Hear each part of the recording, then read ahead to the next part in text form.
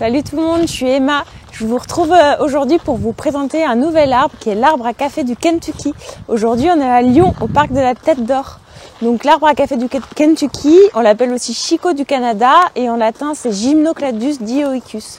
Il est originaire d'Amérique du Nord et du Canada, Ontario plus précisément. C'est un arbre qui fait partie de la famille des fabacées dans laquelle on trouve aussi le robinier et aussi tout ce qui est haricots, pois. Voilà, je vous laisse l'admirer.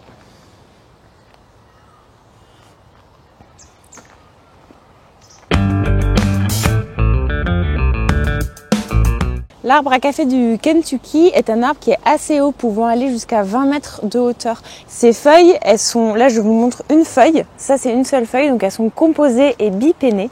Et elles sont très grandes, elles peuvent atteindre 1 mètre de longueur. Ce qui est intéressant sur cet arbre-là, c'est qu'il va faire ses feuilles assez tard au printemps et les perdre assez tôt en automne. Là, on est au parc de la Tête d'Or et l'arbre à café, il est déjà tout jaune, alors que les arbres nous entourant sont encore plutôt verts. Donc c'est un arbre qui va être à nu la majeure partie de l'année, mais il reste intéressant parce qu'il a un tronc et des branches qui ont une texture très jolie, très ornementale et avec une forme un peu tortueuse. Donc l'hiver, c'est un arbre qui va être esthétiquement très joli à regarder. Donc c'est un arbre dont les fruits sont des gousses qui peuvent faire jusqu'à 25 cm de long pour 5 cm de large.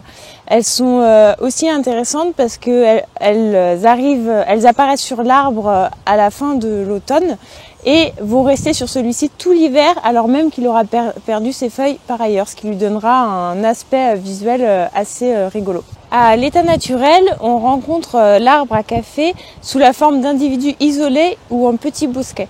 Il aime bien pousser dans les vallées inondables, les plaines fluviales ou à la rigueur sur des coteaux rocheux ou des forêts calcicoles. On a pu associer sa présence en bosquet aux États-Unis à des sites connus de villages préhistoriques. Aujourd'hui, c'est un arbre qui se fait de plus en plus rare et qui fait même l'objet de programmes de rétablissement en Amérique et au Canada. On pense que c'est dû au fait qu'à l'origine, les mammouths mangeaient les graines de cet arbre et se chargeaient donc de sa dispersion dans l'environnement. Aujourd'hui, les mammouths se sont éteints et du coup, l'arbre a du mal à se disperser de lui-même. Les graines de l'arbre à café arrivent en maturité en octobre, donc maintenant, et elles peuvent être grillées et utilisées comme succédanées du café, d'où son nom. C'est d'ailleurs ce que faisaient les colons européens quand ils sont arrivés en Amérique. Attention toutefois, parce que les graines, elles sont toxiques quand elles sont crues, et il faut les faire cuire 3 heures à 150 degrés pour les rendre comestibles. De même, le feuillage de l'arbre à café est très toxique. Donc attention quand vous allez l'implanter au jardin de ne pas le positionner à des endroits où des animaux ou des enfants pourraient être tentés d'en manger les graines crues. Les graines, elles contiennent également de la saponine. C'est un composé qu'on trouve également dans le lierre ou les marrons et qui peut être extrait pour fabriquer de la lessive. Dans la gousse de l'arbre à café, on consomme également la pulpe qui a une saveur sucrée qui rappelle un peu celle du caramel. Dans le temps, les Amérindiens utilisaient également la pulpe du bois de l'arbre pour soigner les maux de tête et la fièvre. L'arbre à café pourrait être confondu avec le robinier qui fait également partie de la famille des fabacées et dont le tronc va avoir un aspect et une texture assez similaires et dont les feuilles sont également composées. La principale différence, c'est que les feuilles du robinier ne sont pas pointues comme sur celles de l'arbre à café mais seront arrondies et qu'il aura aussi des feuilles beaucoup plus petites. L'arbre à café est un arbre qui est rustique et qui va pouvoir supporter des températures descendant jusqu'à moins 30 degrés. Cependant, il aime bien avoir des étés qui soient chauds et des hivers qui soient bien froids. Donc l'idéal au jardin, c'est de l'implanter quand on a un climat qui est continental. L'arbre à café, c'est un arbre qui est dioïque, donc qui a des individus qui sont soit mâles, soit femelles. Donc au jardin, si vous voulez avoir des fruits, il va forcément falloir avoir 2 individus, l'un de chaque sexe. Ils supportent plutôt bien la sécheresse et la pollution atmosphérique. Et puis enfin, ce dont il faut faire attention, c'est à le positionner dans un endroit qui est abrité du vent et qui est au soleil, surtout quand il est jeune.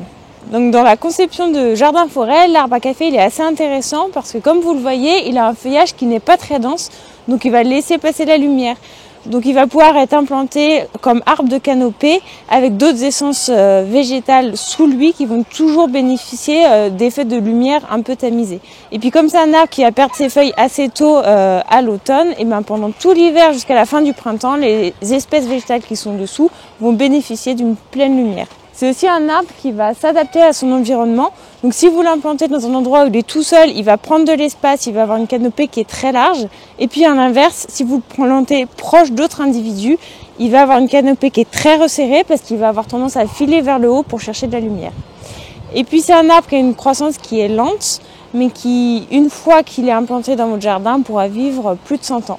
À la différence de beaucoup d'autres espèces de la famille des fabacées, l'arbre à café n'apporterait pas d'azote au sol, même s'il y a encore des recherches qui sont en cours à ce sujet. Cependant, son avantage, c'est qu'il va servir de repère pour la faune avicole, donc c'est les oiseaux. Donc c'est ce qui est très utile au jardin si vous voulez attirer plus de biodiversité. Et puis comme il a des feuilles qui sont très longues, celles-ci, quand elles vont tomber au sol, elles vont fournir un apport de matière organique important et donc très intéressant pour le sol. À l'état naturel, l'arbre à café il va plutôt se reproduire de façon végétative plutôt que via ses graines. Ce taux de germination, il peut être amélioré en procédant à une stratification par le froid. J'espère que cette vidéo vous a plu et puis qu'au-delà du fait de vous faire un bon petit café ou de laver votre linge, ça vous a donné envie de planter cet arbre pour préserver une espèce qui a du mal à se disperser à l'état naturel et puis qui est très belle, très ornementale. Donc voilà, n'hésitez pas à liker la vidéo, faire des commentaires et puis si vous le souhaitez, à donner un peu de sous sur notre cagnotte Tipeee. Et puis moi je vous dis à bientôt.